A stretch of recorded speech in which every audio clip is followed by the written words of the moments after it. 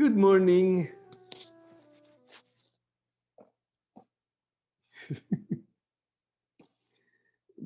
I was one time I was was visiting my brother's house. It was, I think, Christmas time, and they had a yaya, and her husband was there, and they brought their baby. It was a very cute baby, but I was witnessing a terrible sight. They were restraining this cute little baby boy who was really wild, probably something like 1.5 years old. He was wild, because they wanted him to take a bitter medicine. But the bitter medicine was necessary because the fever was not going down. Sabi ng doktor, pag hindi niya inumin pa tong gamot na to, kailangan na siyang injeksyonan, which would have been a very traumatic experience for a 1.5-year-old baby. But it was really a heart-wrenching sight. The mother was pinching the nose of the baby so that the baby will open its mouth, and was holding the hands while the father was giving the bitter medicine. And as the mother was embracing this baby, she kept repeatedly saying, "Kailangan anak, kailangan anak." I can feel and I can see that she was hurting more than the baby. Later on, I spied on her, and I saw her wiping her tears. Oo. You know, with one wave of his hand, faster than this, the Lord can wipe out the pandemic in all countries. Chicken lang yan. He who made the universe can do that. In one wave of his hand, he can raise all the people that died of COVID back to life. He did that already before with his son. But you and I know he will not do that. He's not going to do that. You know, we, our Salesian community, we pray the rosary every night, and our style of praying the rosary is really walking around, even before the pandemic. This time we do it with social distancing and with masks. And we always pass this statue of our Blessed Mother. But last night, I was almost in tears when I passed by the statue. And I asked her, "Nay, paano mo natitiis nakikitang naghihirap ang mga anak mo? Paano mo natitiis yun?" And in the course of the rosary, she answered me, "Kailangan anak, kailangan." This pandemic is not for our destruction, but for our redemption.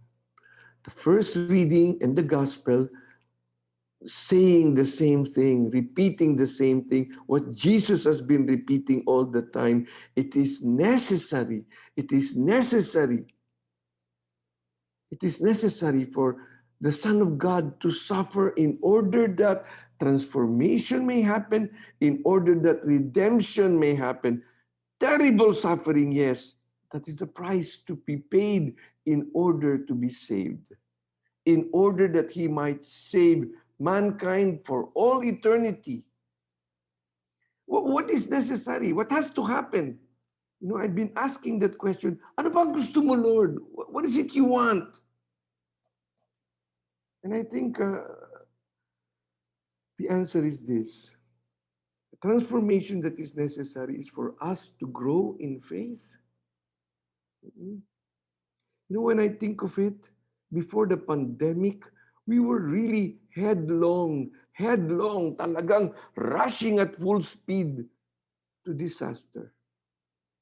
I can't imagine where I myself would be if there was no pandemic. What the world would be like if there was no break as what is happening now. What we need The transformation we need is to go back into faith, into trusting in God, not in our bank accounts, not in our ability to make money, not in our connections, not in our health, not in our institutions, not in politics, not in government, not even in our families. All of these things that I mentioned are casualties, how easily they wobbled and collapsed in where we are now. None of them were spared. We need to trust in God and not in the idols we have created as false securities, including our families. You know, we have to wear masks even at home. But the question is not whether we have faith or not. No, no, no, that's not the question. Of course we have faith. The question is, where do we put our faith? Saan ka ba umaasa? Sino ba? Saan ba ang pag-asa mo? And our thoughts are the barometers indicating where we have put our faith. The thoughts that we have, that we verbalize. Dapat kasi. Sino tricycle driver, tanungin mo dyan, they will tell you what is the solution to all this. Sana naman. Kasi, pambihira, grabe. We are verbalizing our trust and faith on creatures, about things only the Creator can provide.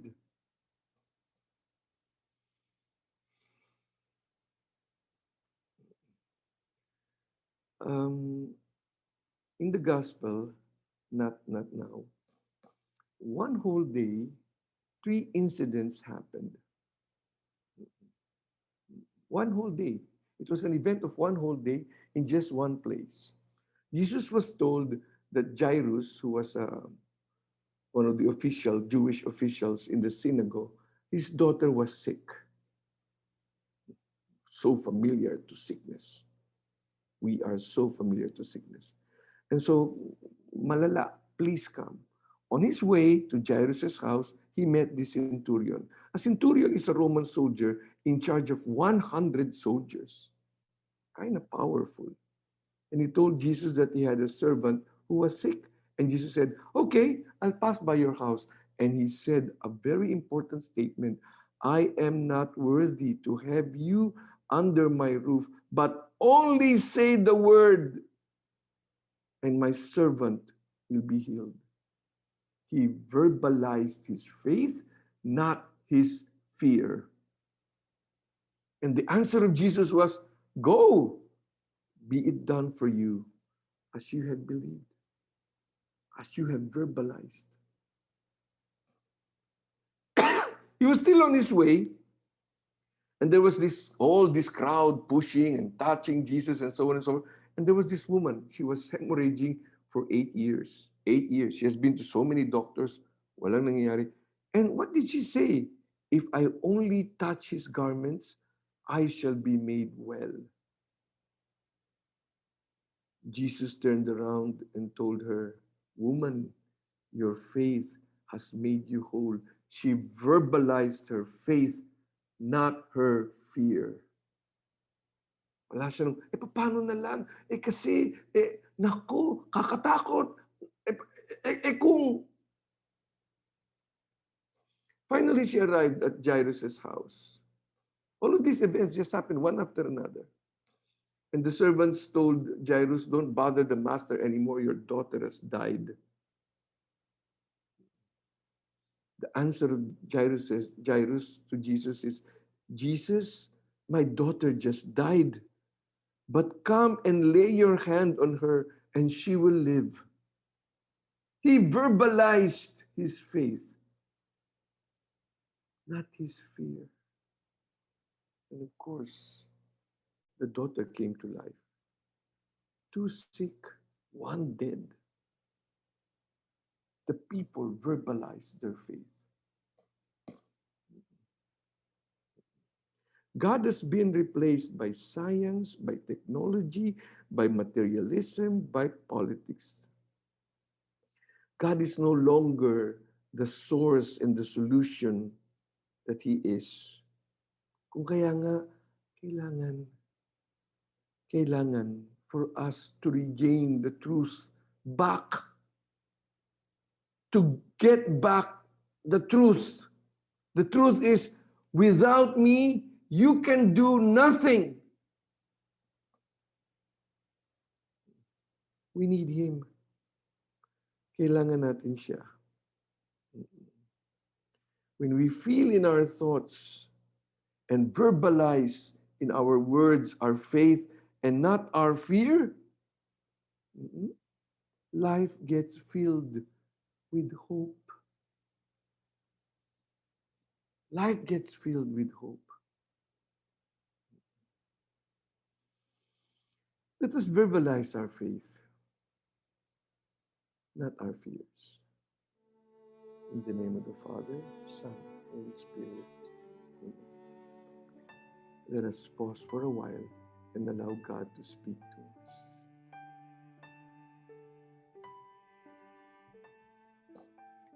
I'd like to invite you to personally, each and every one, will you please at this point in time verbalize your faith? Whatever fear, whatever insecurity, whatever tension, whatever stress, whatever so many questions entering your mind, verbalize your faith. At this point in time now, verbalize your faith to yourself.